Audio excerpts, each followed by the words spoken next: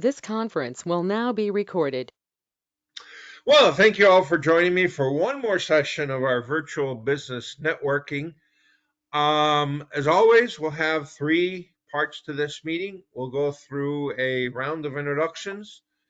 Then, if there's any questions or comments triggered by the introductions, we'll do that. We'll have people ask questions of each other based on the introductions or make comments or suggest ideas or leads or whatever.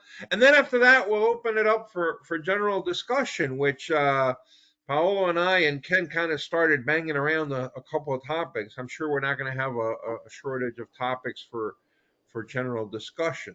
So that's today's meeting.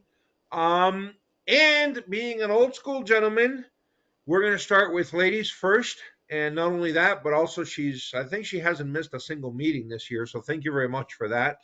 And so you certainly know what the process is here. So Rhoda, if you would like to kick us off with your introduction, please. Hi, everyone, and happy post-Thanksgiving from Indianapolis, Indiana. And I am Rhoda Israelov, owner of Say It For You, which is now ending its 15th year of writing content for the web, particularly blogs that tell visitors to your website that you are in the now and in the know, and gives valuable information that is up to date and relating to what's really going on right now in your industry and your field. So we say it for you. Perfect. Excellent. And I'm not going in any particular order here, but we'll take Patrick next since he's our international visitor. And Patrick, of course, I assume that you don't celebrate it. You know, we had Thanksgiving here, which is a big deal. People took off Thursday and Friday. So I don't know. Yeah. Maybe you at least had a turkey sandwich over there. Look, we were virtually celebrating it now that the world is all one with world soccer and, Thanksgiving and turkeys and, I mean, we're all in this together. But it's great to be here, everybody. And I thought another person was going to join us, but maybe he'll come along. No. Anyway, as some of you know, I'm working with a team of global entrepreneurs who are on a mission to create as many thousandaires as possible over the next 6 to 12 months. What that means is helping as many people as possible earn an additional $1,000 a month above and beyond what they are currently earning. And the reason we're doing this is because we're going head first into a global recession, we are told. Inflation is at a 40-year high, and the price of everything is increasing. So an extra $1,000 a month minimum represents a 10 to 20% pay rise for the average family. And that's going to help them keep their heads above water and do other things that they wish to do. And look, if you want to know more about it, let me know, My details are in the chat. Oh, yes, thank you. Please don't forget to put your contact information in the chat because again, I share it with everybody later tonight when I also share the recording of today's video. So Ken, would you like to go next and take a minute or two to introduce yourself, please? Sure. Happy post-Thanksgiving, everybody. My name is Ken. I'm the owner of Comp Solutions here in Pittsburgh, Pennsylvania.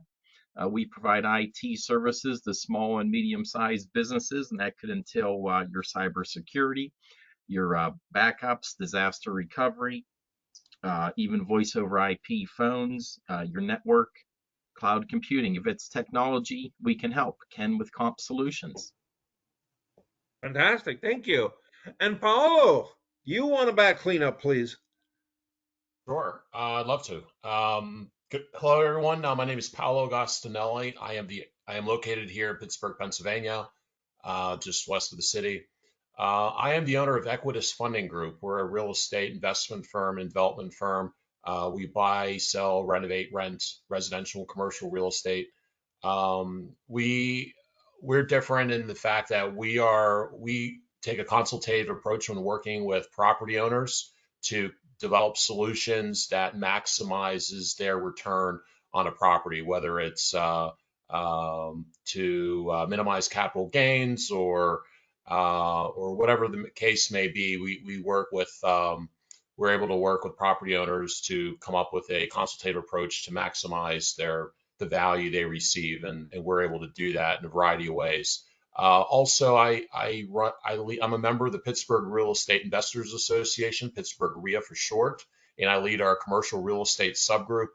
We meet monthly, and we focus on networking within the commercial real estate space. So many of our members are small business owners, investors, anyone who uses commercial real estate, or agents, property managers, contractors, attorneys, CPAs that specialize in real estates. We're a pretty large local and actually becoming more of a national network of individuals that support all those areas. So if there's something that I can do to help you or any of your clients, more than happy to have a conversation about that. And as I always say, even if I'm not able to personally help you with something, I'm always more than happy to make an introduction if it makes sense for both sides. So thanks for having me again this afternoon, and look forward to the conversation. Thanks, Sal. Okay, excellent. Well, before we open it up to more general conversation, does anybody want to ask anything from anybody else or comment based on the introductions? Rhoda.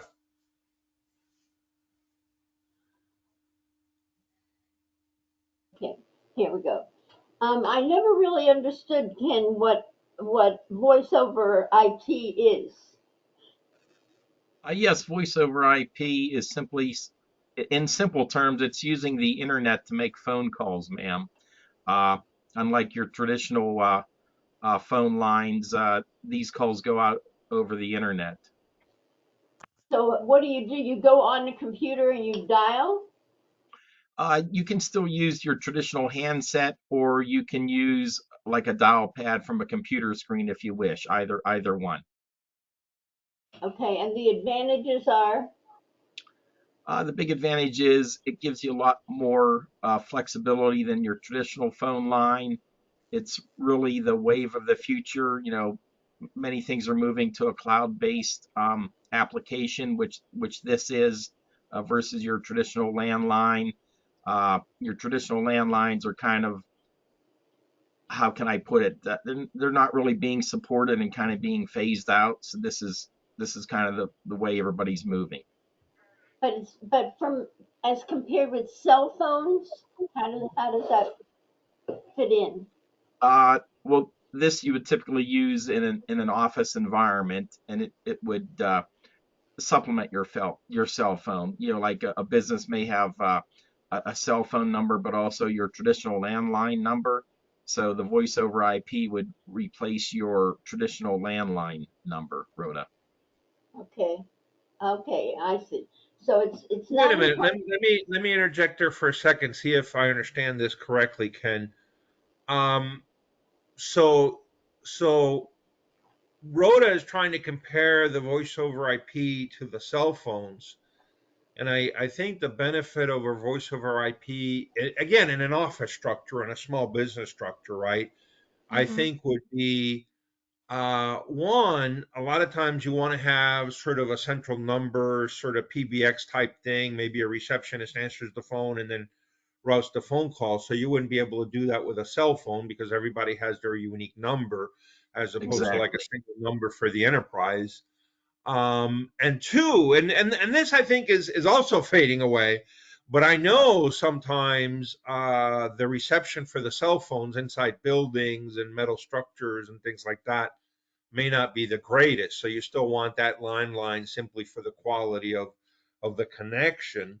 Am I right on those two things? That's exactly correct. And you know, a lot of companies, a lot of businesses still want your traditional handset sitting on the desk, which the voice over IP provides, that you don't get from a cell phone. Yeah. Okay, Well, so and then on the flip side, the big benefit, at least in my mind, is if you were paying for a landline before because you have to have internet anyway, you can Exactly. basically save yourself the cost of the landline because the internet service you have to have. That's not negotiable. Right. You're always paying for the internet. Now there is a monthly fee for the voice over IP service, but it's going to save you much. It's going to be much less than what you're paying for your traditional landline phones. And it's isolated from your regular computer system, though. It's not together with your data. That's correct. They're separate systems. Yes, man. It gives you a lot of bells and whistles, voicemail and that type of thing. I mean, you can still have a receptionist, but I mean, if you want to, it could almost replace your receptionist. Not trying to delete anybody's job, but um, it gives you a lot of capability, a lot of bells and whistles. It's funny because I wish that there was some way to give better service by phone. Like I called Bank of America, and after half an hour of screaming, literally like a crazy woman at an automated attendant, that I want to speak to a human being, a person. And so with 3 college degrees, I'm acting like a total idiot. I finally get this wonderful service person on the phone, and I'm super happy with her. Everything got taken care of in 2 minutes. She understood the question, helped me out, and now they want a survey of how satisfied I am. So I'm 10%, 100% satisfied with her, and I'm so angry at Bank of America that I'm ready to tell nobody ever deal with them. How do you get done with that? How can we help that? Uh, I mean, that's corporate America. That's pretty much what you get, I think, when you call corporate America anymore. It's hard to get a live body. Honestly, it's just Deal with the terrible. small business. If you want the customer service and the personal interaction, deal with a small business, not corporate America. Well, let me say this for whatever it's worth, and I read this even years ago, so I don't know how much it has progressed and how hard it is for this to progress. But I was reading that they were trying to use artificial intelligence to detect sort of the level of stress and frustration and anger in somebody's voice and somebody's tone, to then, I guess, maybe give priority to the people that are really upset. So I haven't heard more about that since I read about it a couple years ago. So I don't know how viable that technology is Give or me a not. human, or I'm coming in with my AK-47 right now. There you go. So be aware that at least they got the idea. It's just they're trying to fix it without people. Rhoda is right, and I think I heard screaming of some high high notes from the west. They were coming into Ireland. That's That what you must have heard. been Rhoda. But Rhoda is right that what is it? Why is it that we let corporate thinkers treat us so badly? I mean, if you can't talk to somebody, it is Right. really frustrating. Or you have to press 50 buttons in order to get an answer to a question that Yes. you don't want. I've been with you for 40 years. Don't I deserve a person? I know, I know. And you see, the company I'm with now, you will always get an answer, and you can always talk to somebody. You see, when you can talk to somebody, you feel better. Or if it's like going into a place for a drink or something, and the barman is very busy, but if he looks at you and you catch his eye, he knows you feel better because you know he's going to get to you. So does this It's have like, anything to do with the fact that Patrick and I are the oldest two people here? Is that why oh we're no, no, no. Listen, Paolo. I think is beating us down there a bit. Maybe he's that beard is hiding a lot. Paolo is not frustrated by this, right? Well, I was Well, about let to me tell say you, if you I were am talking about frustrated too. AI, no, I was going to say if you're talking about AI being responsive to frustration levels of callers calling into customer service. I can assure you that it's not in play because they have not addressed my frustration at times. But I do have a question for Ken, if I may. Sure. Ken, seems like your business is able to provide a pretty comprehensive suite of services. With that said, are there certain types of customers or certain services that you um, uh, stand out in, or your customers find most appealing, or who's your sweet spot in terms of, I don't know if you want to define it by suite of services or even types of customers, a little bit more of a profile of who your core customers are, recognizing you're able to do, offer a pretty comprehensive suite of services. I wasn't sure either by customer definition or even just, more types of technologies or services that you offer more than you find yourself offering and selling more than others. Just not sure what your Sure, sure. I'd say our sweet how to ask spot's that. probably uh, our sweet spot's probably a customer with 10 to 50 PCs. They're not really large enough per se to have a full-time IT person or a small IT staff. So that's kind of the niche that we try to fill. Um, as far as industries, it could be small manufacturers, it could be the legal industry, financial, healthcare. Those are all good verticals for us because they're very I guess technology oriented, and technology is important to them, and they realize the importance of technology. Mhm. As far as the services, it's pretty varied. Some cybersecurity is more important. I want a firewall. I want a multi-factor authentication for my remote employees, that type of thing. And others are a little more traditional. Just keep my network up and running, keep my data backed up. Um, that type of thing. If they're a little more progressive, they're getting into more cloud services such as Office 365, online backups, that type of thing. So But hopefully that. Ken, that sounds all wonderful. But if I ring 415-551-0361, will I get a human on the other end? Yes, that's my personal number, and I answer every call that comes in, sir. Well done. Yeah, we really stress the customer service. Oh, you're so. I think that's wonderful. I really do, because if you can talk to somebody, you feel some kind of acknowledgement that they heard you. Yeah.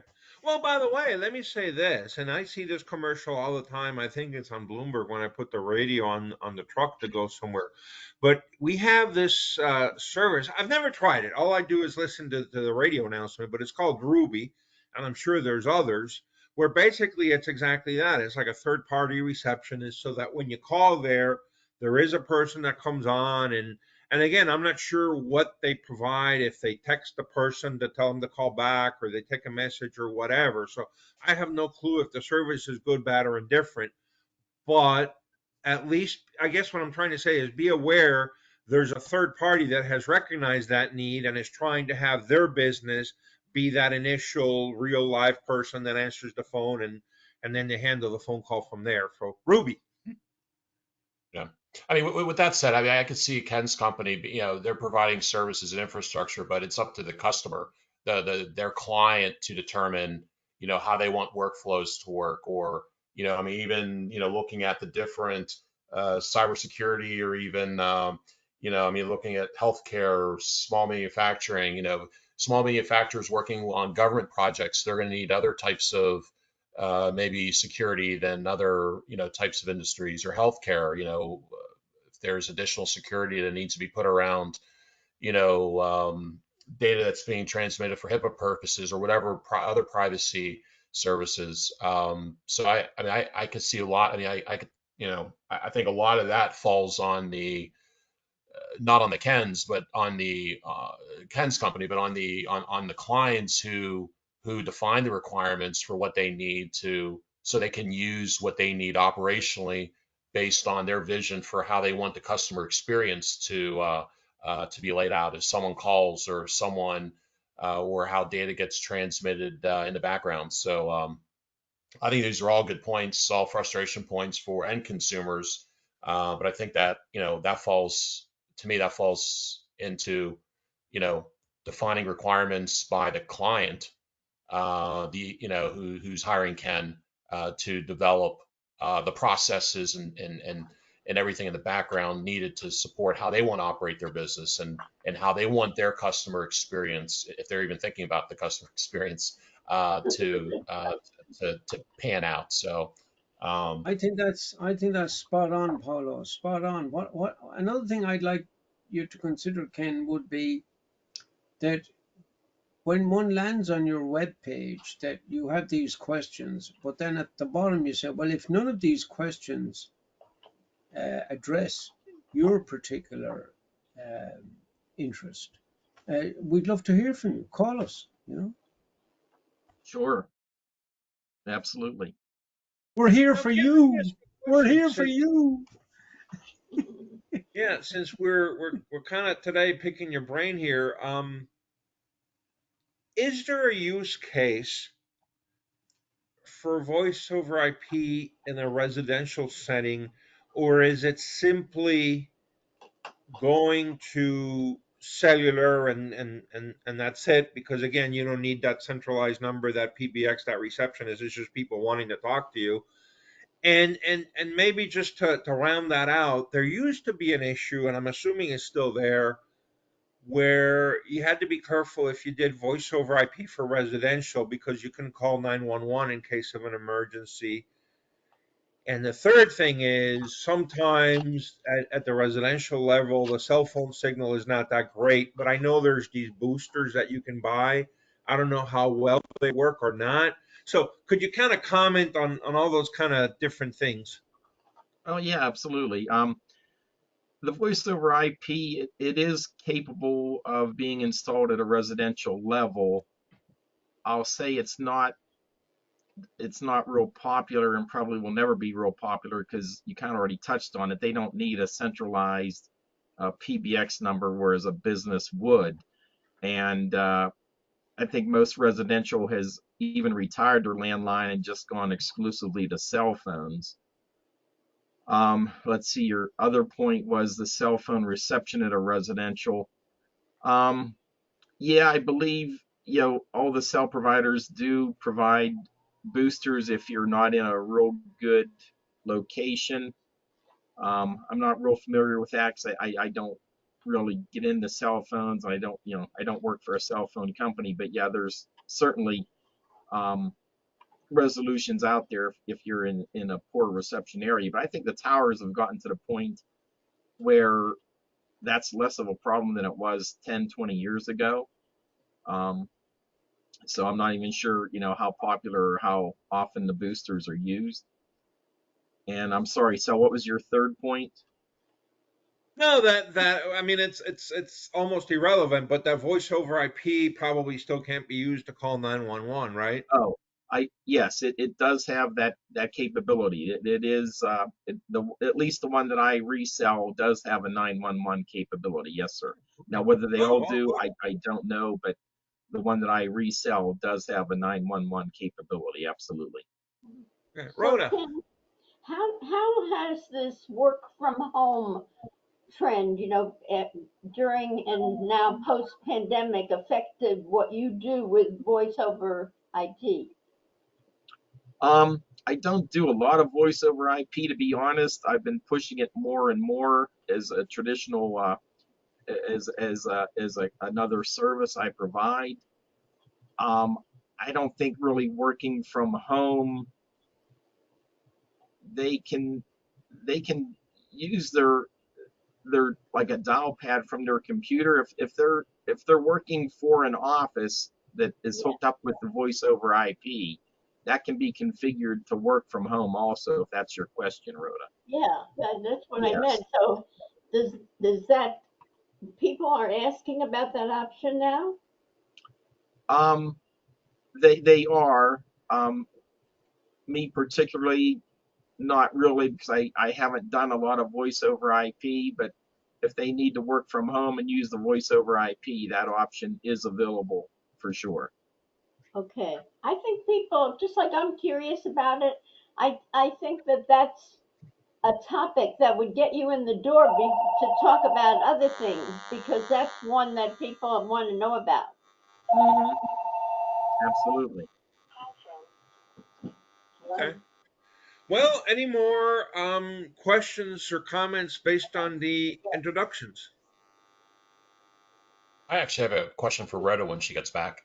Just curious about types of clients she's working with No, don't now call me ever compared to again. maybe earlier this year. Or, just curious what the changing trends are. But Rhoda, I had a question for you if I could. I just had a question about types of clients that you're working with now, maybe compared to a few months ago. Seeing that what you do is writing copy for businesses, so maybe they're making a strategic change in terms of what they're what companies are focusing on, or what industries are reaching out to you, maybe more now than previously. I'm not sure if there is a change, or just Um, I'm curious to hear your thoughts on that. it's just that clients are of all sorts are beginning to see that their websites are the same all the time. In other words, once they've done their website, then it's the same. So it worked for them for a while, and now they're looking for, okay, what next? What can we do that makes this better? How can I do this? Because just as an example, and I don't have one of these yet, but I want to give this as an example.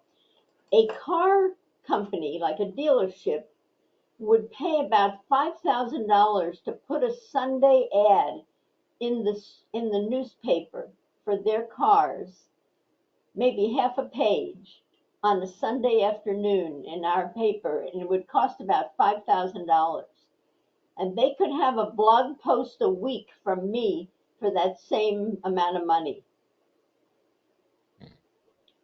You see what I'm saying? So they get so much Sure. more touches, if you will. And it's true that the people have to come to their website, but actually there are more people doing that than going to the newspaper. So I think that's the idea, that people are kind of casting about for, what do I do next? And that's where I'm getting some client interest. Okay. And that new client interest that you're talking about, are they aligned towards certain, I mean, are there certain types of businesses, certain, you mentioned auto dealerships. I mean, is Probably that not something? retail business so much, not Okay. retail business, unless they do a very active online business. Okay. But I think professional practices are to a greater degree starting to have an interest. Hmm. So that's the only category and thing that I can give you, because it seems that personal introductions have been working the best for me of anything that I do. Okay. Sure. Okay. Okay. Makes sense. Thank you. Any more questions or comments based on the introductions? I have a question just to throw out to the whole group, and this might sound a little funny coming from a technology guy, but have you guys and ladies found social media to be effective, promoting or obtaining clients? And I'm talking like the big three: Facebook, LinkedIn, Twitter, or any other vehicles that you use in social media. I'll answer that, and then everybody else can answer. I actually got a job direct from LinkedIn, but the way that LinkedIn normally and Facebook normally work for me is that something sparks their interest that I've said, and then it leads back to my website, and then they see what I do. Not so much on I don't do ads, in other words, on anywhere on Facebook or on Twitter, but I try to have a presence there. And then if something that I say sparks an interest, I always have a lead in back to the website. So I am on Facebook at least twice a week, on Twitter at least at least twice a week with with maybe 20 posts a week. So I try to stay there to be active, but that's not a primary way of getting clients. Okay. Yeah, Well, it's really difficult because there are so many platforms, and which is the most popular, which is the one that Right. addresses our service. And at the moment, for the last 3 months, I've been involved with a thing called Sales Flow, and you can determine your audience. In other words, Yeah. Europe, Asia, USA alone, or Canada, or Australia. So you can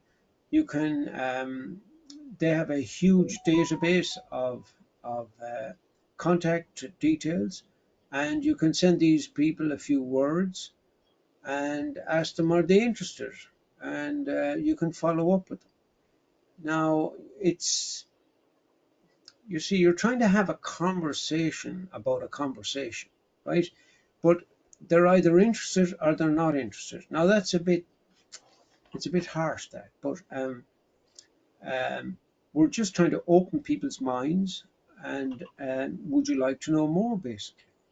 And some people get back straight away and they say no, which is good. And some people say, well, have you some more information? And you send that out, and then you follow up. So it's a first touch, which is excellent.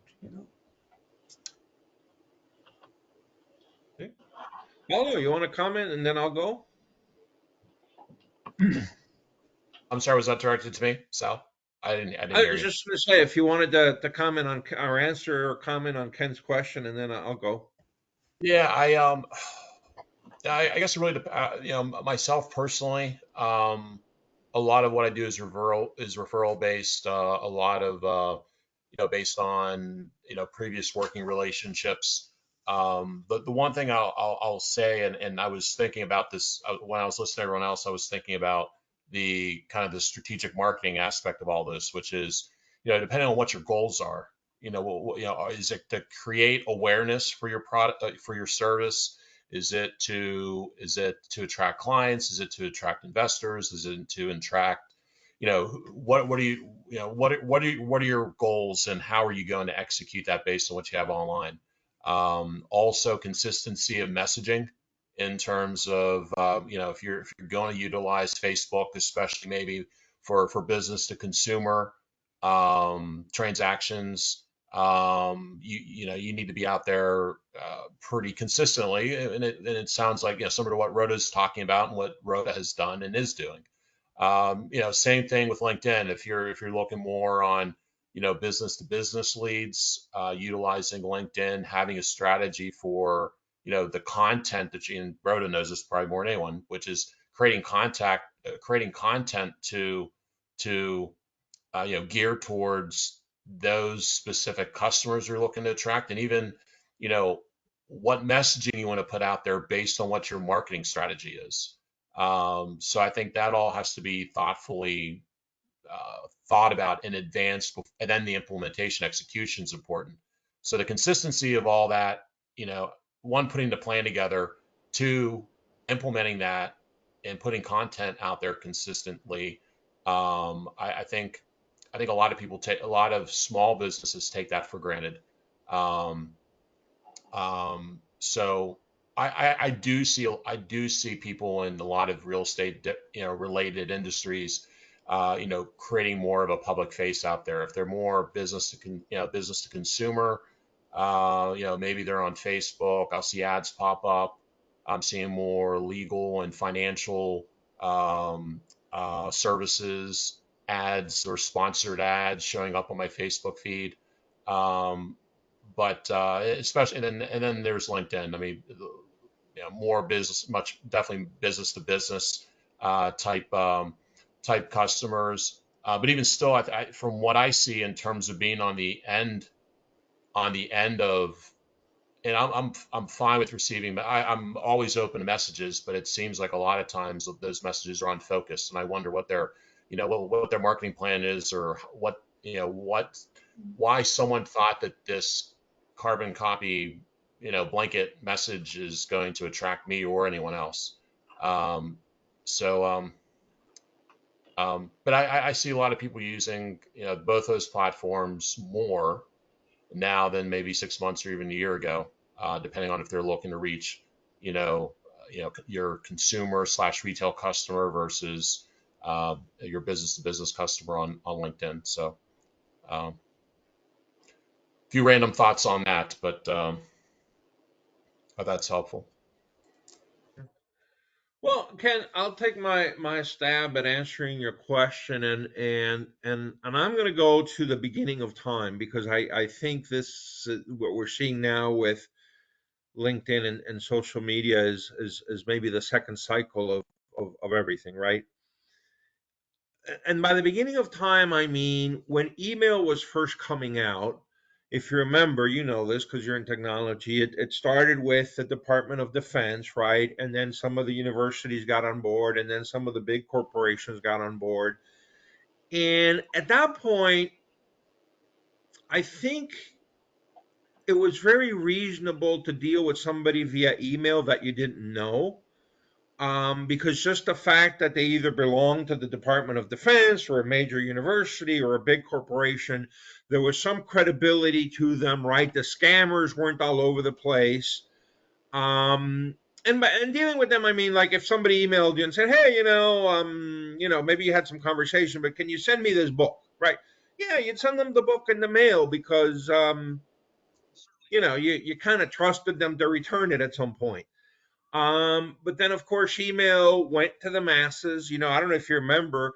You went into Walmart. There was this 55-gallon drum there with all these CDs for AOL, and people were just installing the thing left and right. And then everybody had email, and then all the scammers came on board, and basically it just became a lot of noise. And at that point, to me, it kind of came full circle, right? If you don't know that person in real life, or from a meeting or from a convention or from a referral or for something, you probably don't even want to listen, open that email, right? So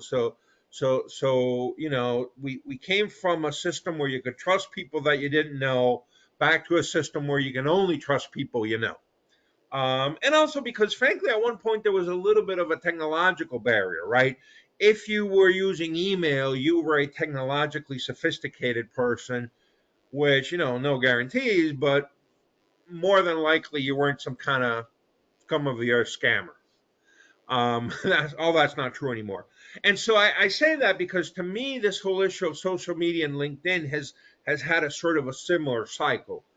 10 years ago, to me, LinkedIn was an incredibly valuable tool. If I needed a resource an expert on something, to hire a person, to find a person, to get something that I needed for a deal, 10 years ago, I could do a post on LinkedIn and count on the fact that something good was going to pop up. Now, frankly, I still have my profile on LinkedIn. I try to post once a week. Rhoda's got me like beat. I try and I force and I miss to post once a week just to keep something fresh out there. But frankly, it's because also LinkedIn has become very ineffective.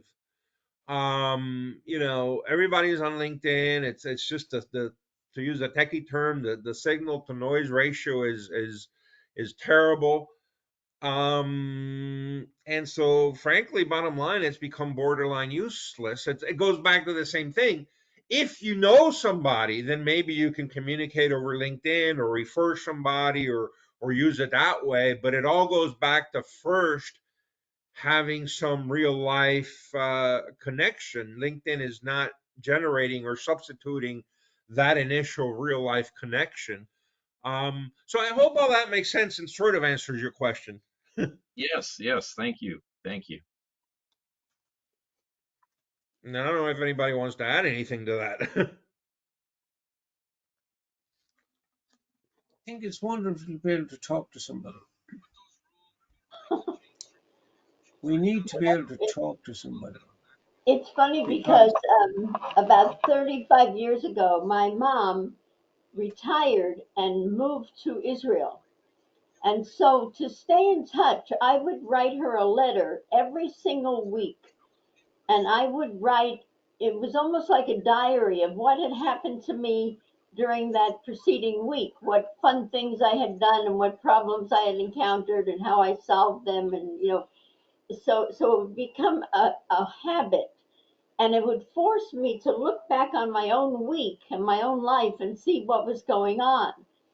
And so now that mom's been gone for a long time, I think Twitter has taken that function for me. It's almost like a diary that forces me to look back and say, what happened this week, both business and personal, that I can write about, make an observation about, and whether anybody would care about that one detail that I read this wonderful book, or I saw this great play, or I'm criticizing something that happened.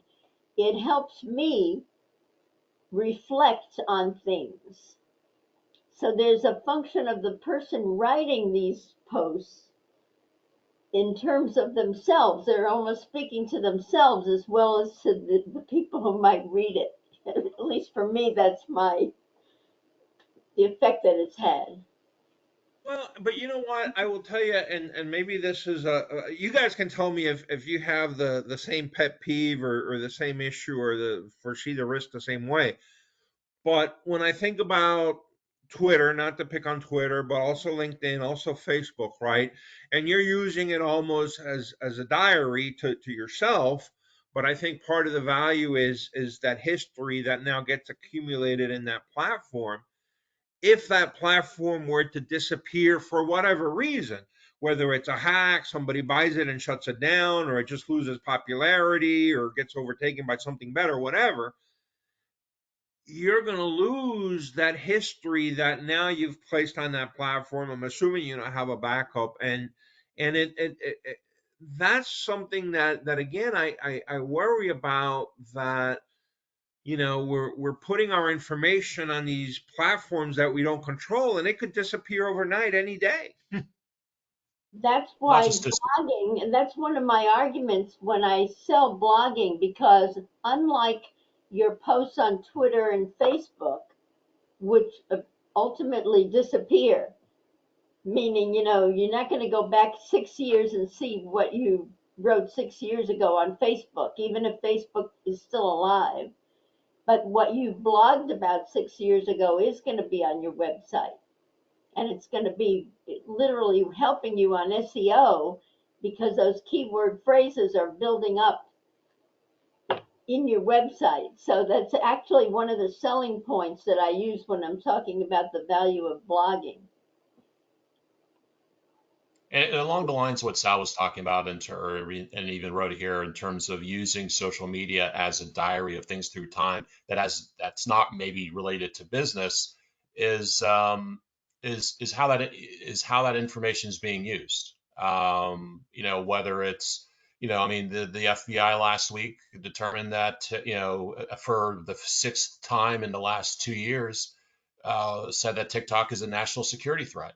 And then everyone I know who uses TikTok says, "Oh, I'm just on there for the silly videos and just for a few laughs and everything else." And they said, "Well, what can I extrapolate from that?" I'm like, "Well, a lot." Uh, there's that aspect too. I mean, you putting content out there. I get accused, and I do, but I get accused from a lot of my personal and professional friends that I'm connected to on Facebook, or not accused, but it's always commented that I use Facebook like LinkedIn, where I feel like if I'm not adding some information to my community by saying, hey, there's a fundraiser that benefits my old high school alma mater at Chipotle on Saturday, or there's a good friend of mine's, he runs a local nonprofit in north part of Pittsburgh. They're having an event, so I'm sharing that. Not to say that that's not going to be logged somewhere, and that content's going to be used to create content to throw back at me or my network.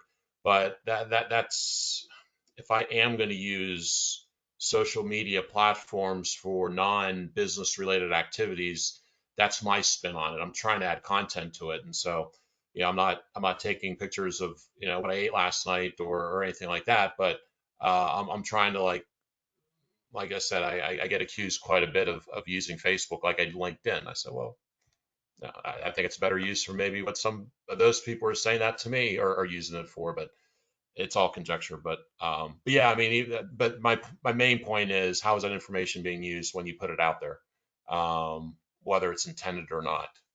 That we I think we're learning more about it from a high level, but I don't think it's really stopping It anyone's does activities. So help. I know that Sal and maybe some others of you know Chris Borja, who teaches networking out of Columbus, Ohio. But his thesis of networking, if you will, is that when he runs a networking meeting online like this one, he wants people to find out personal things about each other because he thinks that that cements the relationship more than if I know all the different services that you provide. So if I know, Ken, that you have a son that you're very proud of because he won the soccer game or something, that's going to make me remember you more. According, this is Chris's theory.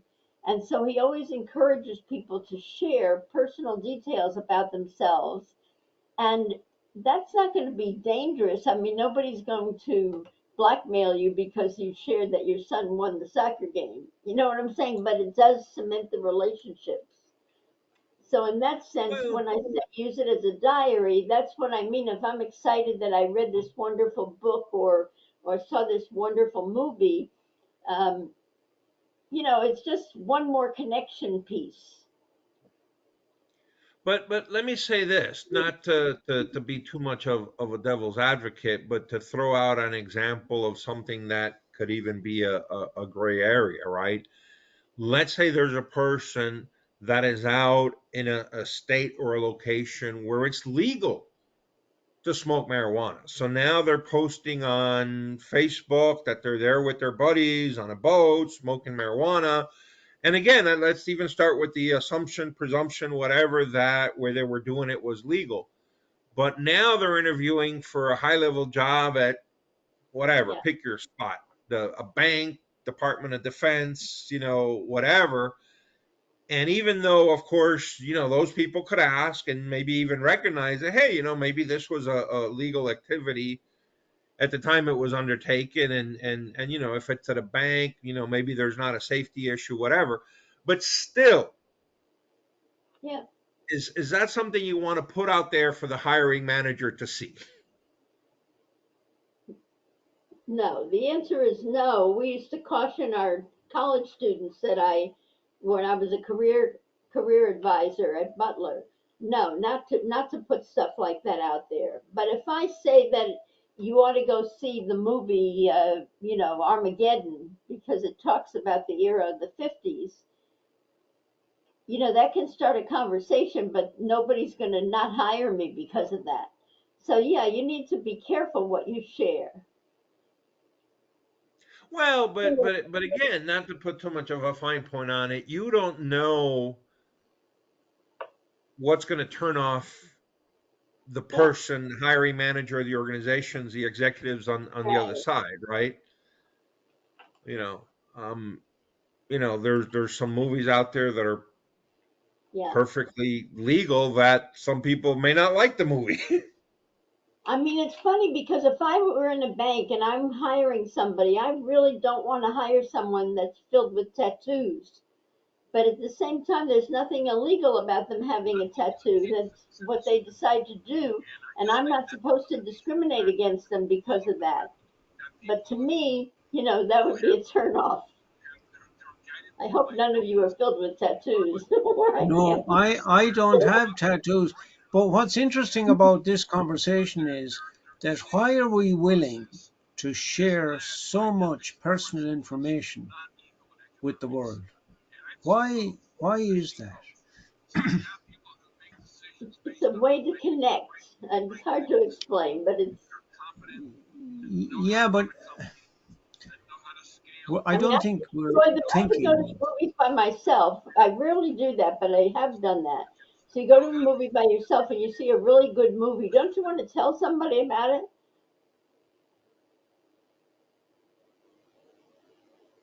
Yeah. It's not personal information. It's you went to the movie, and or you like cheeseburger with whatever, Well, but but for example, let's say you go to a movie about abortion, or you say you go to a movie about The Exorcist, or you go to the movie about the UFOs. I mean, those are all perfectly legitimate topics, but I can see again a person not liking you because you went to a movie about abortion or exorcism or UFOs or the end of the world or whatever. It's always possible, but if I don't talk about anything, then the people who might like me are also not going to get to know me. Fair. It's like anything else. Okay. Well, guys, let's do something. It's 2:56 over here on my computer, and I always say that I want to get people out on time to one, be respectful of your time and attention, and two is again, some of you may have some meetings starting here in just a couple minutes. This has been needless to say, a very interesting session. So thank you all for that discussion. We'll do it again in 2 weeks. And by the way, that one might be the end for this year because I'm thinking of canceling the one 2 weeks after that, simply because obviously it's Christmas and it's Thanksgiving, and I mean Yeah. Thanksgiving, it's Christmas. So it's And December 12th. anyway, It's December 12th is the next one. right, That and then might, the one after that would be the 24th, or yeah, I'm sorry, the 26th. right. Anyway, whatever. Um, so that would be the last one for the year. Maybe I'll say this: one of the topics that we may want to cover next time is exactly that. What is our outlook for 2023? Economically, are we making any adjustments in our small businesses? Because we're all small business owners, right?